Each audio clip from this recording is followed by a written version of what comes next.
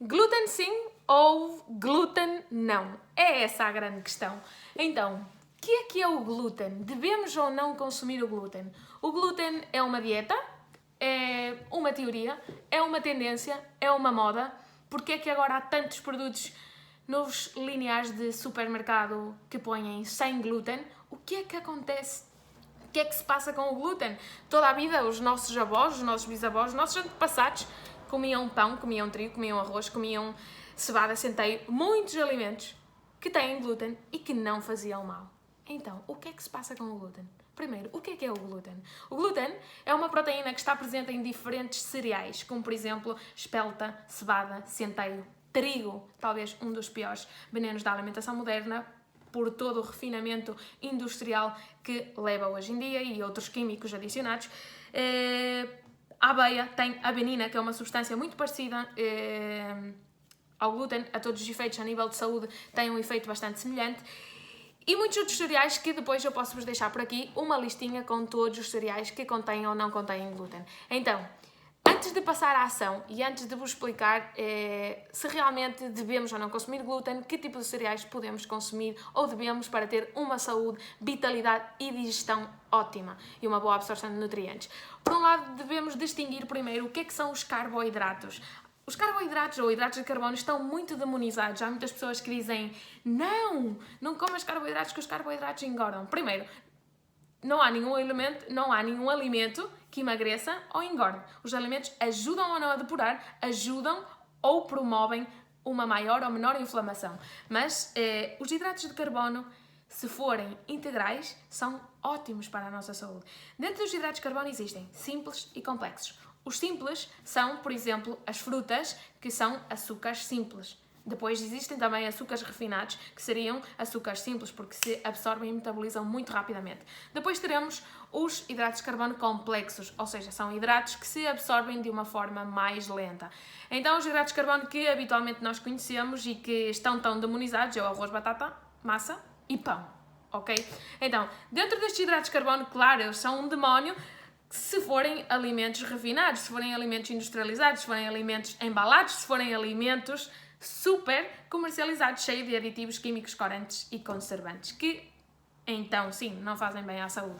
Então, quais são os hidratos de carbono complexos que devemos apostar, que devemos consumir? Então, existem alguns alimentos que sim têm glúten, mas são cereais integrais e que se forem comprados a granel, feitos e confeccionados, elaborados e manipulados em nossa casa, sempre têm uma maior segurança e, portanto, os resíduos tóxicos que deixam no nosso organismo são muito menores. O que é o glúten, então? O glúten é uma proteína que está presente em alguns alimentos, nomeadamente nos cereais. Quais são estes cereais? São, por exemplo, o centeio, a cevada, a espelta, o trigo, entre outros, que depois posso-vos deixar por aqui uma listinha para vos explicar ou para vocês identificarem. Mas se não, também podem pesquisar na nossa prima Google e ela vai-vos explicar, vai-vos com certeza dar aí uma lista enorme de quais são os alimentos que têm ou não glúten. Há muitos alimentos que não têm glúten, mas como são manipulados a nível industrial, pode haver uma contaminação cruzada. Mas o glúten é uma proteína que está presente em diferentes alimentos.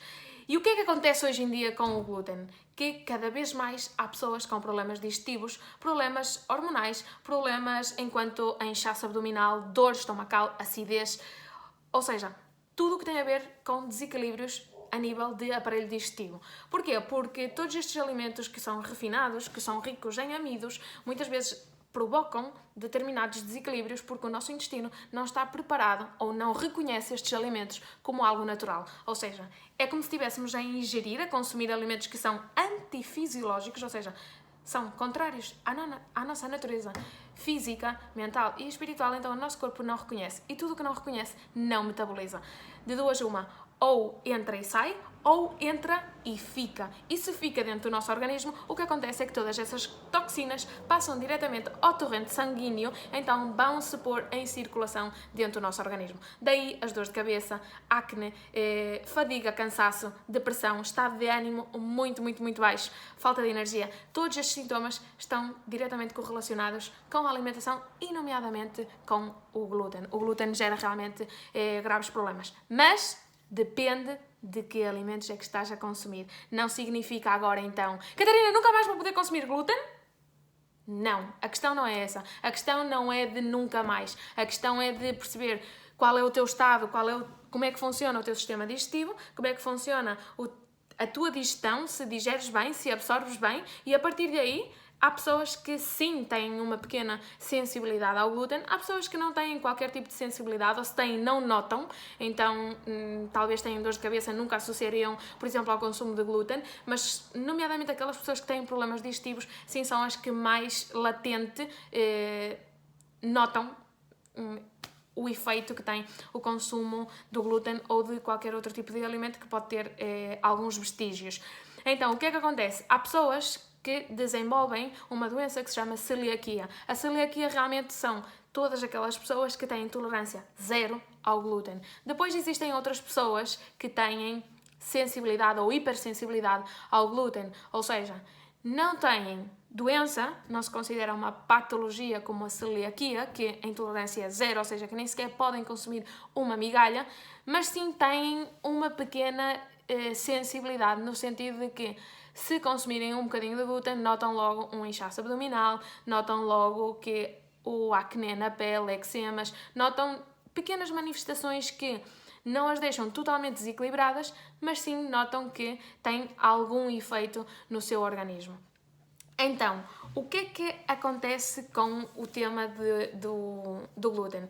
Pronto, os cereais que nós hoje em dia consumimos, nomeadamente o trigo, que é o que mais se comercializa e que está presente na maioria de todos os alimentos, o que acontece é que já não é tratado nem manipulado como era antigamente. Antigamente existia o trigo, que era recolhido em grão e era moído em moinhos de pedra, digamos, e depois eram misturados, isto no século XIX eram misturados como muito com farinhas de frutos secos ou com outras sementes. Hoje em dia o grão já não é moído, em muitos casos, em moinhos de pedra, e não só, é extremamente refinado e misturado com outras substâncias. Daí que muitos alimentos vocês podem comprovar que têm vestígios, pode conter vestígios de soja, traças de frutos secos, entre outros. Então, tudo isto significa que, além de ser um alimento refinado, tem misturas e substâncias químicas. Por outra parte, para que seja um alimento mais rentável, com mais elasticidade, mais saboroso, mais aditivo, mais viciante, muitas destas farinhas estão misturadas com químicos. Quando vocês encontram ou se param a ler o rótulo de determinados alimentos, o que é que acontece? Vocês vão comprovar que existem muitos alimentos que põem Todos estes Gs são diferentes tipos de conservantes. Evidentemente, todos estes tipos de conservantes, se é para conservar, à partida já é um alimento antinatural. Ou seja, é preciso um aditivo para que tenha uma durabilidade muito maior. E isto acontece com muitos alimentos que contêm trigo. À parte disso, a própria farinha de trigo, muita dela tem agentes químicos que é para poder levedar mais facilmente, para poder dar essa elasticidade que nós obtemos quando realizamos um bolo, um pão, etc. Toda essa elasticidade, no fundo, acaba por ser uma pegajosidade, que essa pegajosidade depois fica no nosso intestino, colada nas paredes intestinais. E pensem que nós podemos ter fezes acumuladas desde que somos crianças. Oh my God, sim, mas é possível.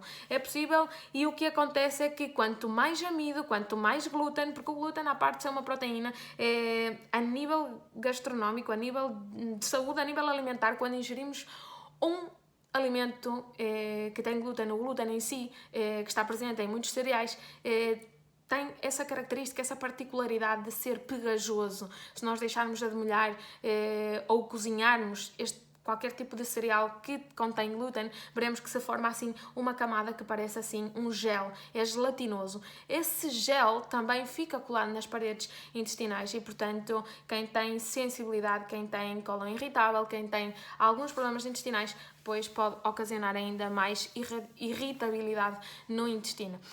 Quando nós falamos de que há pessoas que têm sensibilidade ao glúten ou alguns outros alimentos que podem conter traças ou que pode ter uma contaminação cruzada, o que acontece é que muitas pessoas não têm celiaquia, mas têm um cólon bastante permeável. O que é que significa isto? Imaginem, uma pessoa que não está habituada a consumir glúten, ou se deixa de consumir glúten durante uma fase prolongada e depois volta a ingerir glúten e fica com dores, o que é que está a acontecer aí? Porque é que eu deixei de comer glúten e agora pouco que coma absorvo pior, digiro pior? Por um lado, o teu corpo está mais depurado, está mais limpo, e então o que acontece é que o teu intestino entende que antes, como consumias alimentos mais tóxicos, que geravam pegajosidade, que acumulavam pus, porque no fundo tudo o que é pegajoso é tóxico e gera pus no nosso organismo, então o nosso organismo, de forma automática, gera uma capa protetora, uma capa de muco para proteger-se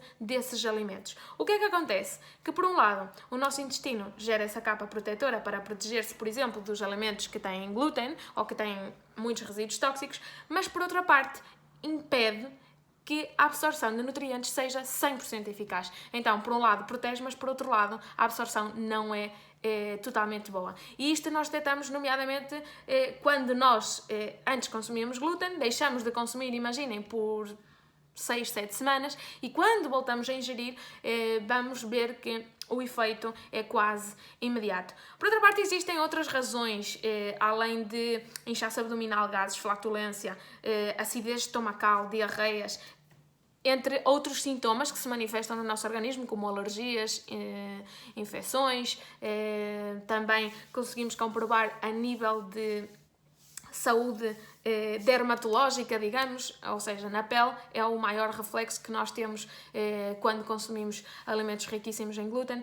E depois, por outra parte, há uma razão também importante, e é que a maioria dos alimentos que têm glúten, e volto a insistir no trigo porque talvez seja um dos que podemos considerar quase como um veneno da alimentação moderna, por o que falámos precisamente antes, porque está cheio de agentes químicos extremamente refinados, já não é como se consumia anteriormente. Se nós fôssemos analisar o índice glicémico, ou seja, os picos de açúcar que se produz no sangue, quando nós consumimos trigo, é quase como se consumíssemos açúcar, ou seja, é exatamente o mesmo efeito. Porquê?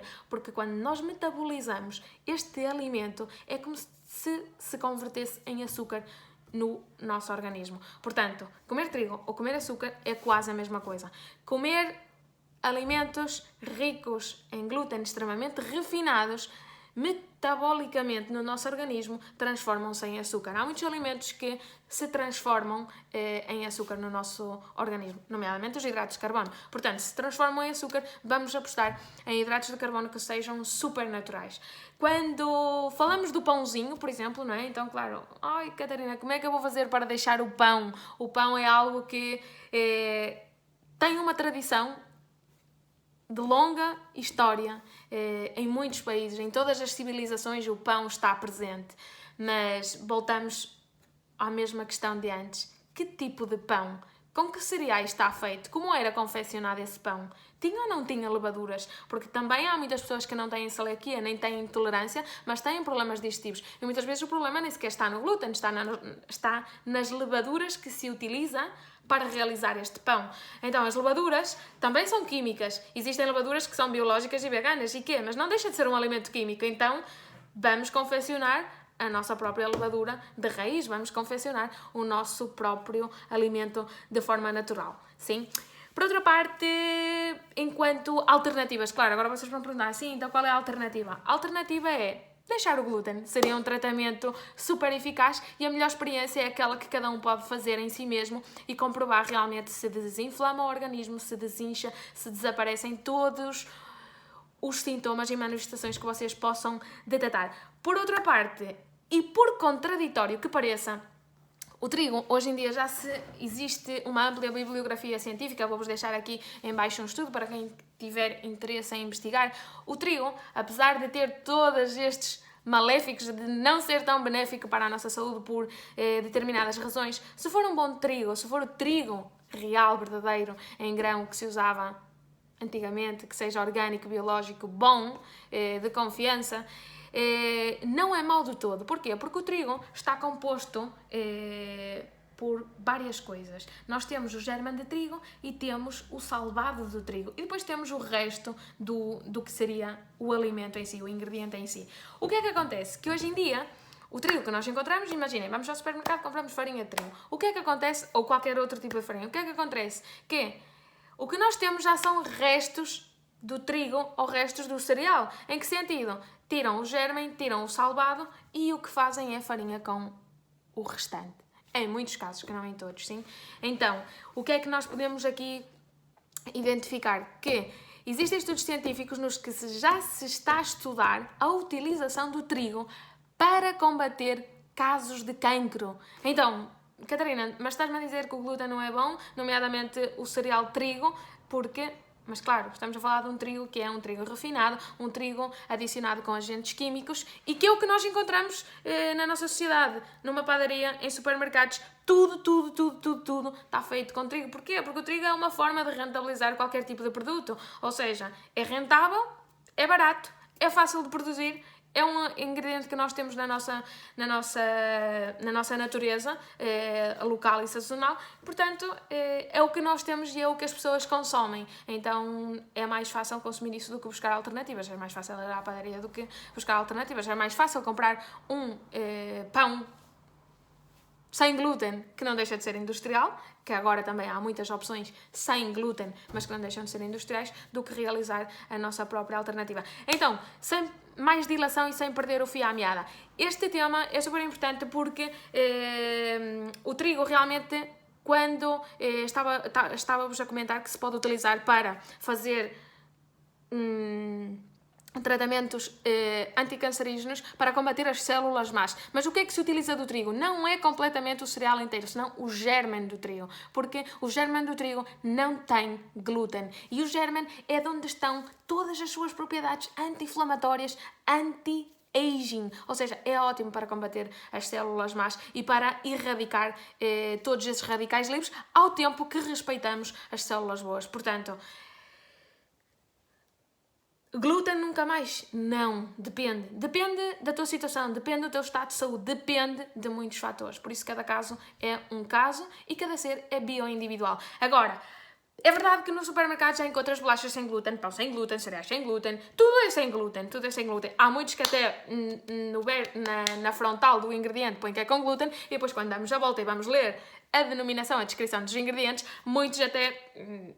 à frente é sem glúten e depois atrás vemos que realmente há alimentos, ingredientes lá presentes que sim têm glúten. Então, qual é a melhor opção? A melhor opção desde já é deixar todos os alimentos que sejam refinados, deixar todos os cereais que sejam refinados.